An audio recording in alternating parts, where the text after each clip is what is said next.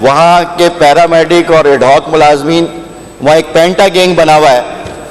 वो उज़ैर लाल जिसको असेंबली ने यहाँ से प्रिविलेज मोशन पास करके सस्पेंड किया हुआ है, वो अंजुम रहमान जिसको मिनिस्ट्री ने सस्पेंड किया हुआ है, वहाँ पर 5 रुकनी एक गैंग है, उसने पूरे अस्पताल को यरगमाल बनाया हुआ है। 2 दिन पहले एमएस को 3 घंटे तक हिरासा किया। आज मैं हॉस्पिटल में गया तो मुझे मारा, मेरे कपड़े फाड़े, 3 स्टूडेंट जख्मी हैं। कौन सी पुलिस, ये Lyari general hospital, Sindh government Lyari general hospital.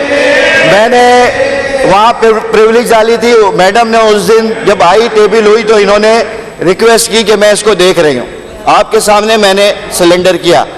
आज मैं हॉस्पिटल गया, 2 घंटे तक हिरासा करते रहे। एसपी, डीएसपी, एसएचओ, पुलिस सब मौजूद है, रेंजर्स मौजूद है, कोई कार्रवाई करने के लिए तैयार नहीं है।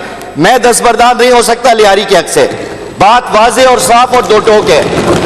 28 करोड़ रुपए की करप्शन सिर्फ इस साल के बजट में इन्होंने की है, सब मैडम के इल्म में। अभी आप जिनके नाम ले रहे हैं वो आप बता दें तो honourable minister will take action. मैं इस पे जवाब भी दे दूं। बिल्कुल रशीद साहब सही कह रहे हैं। जो प्रिंसिपल हैं अंजुम रहमान, उनके खिलाफ उनको हमने हटा दिया था उस पोस्ट से।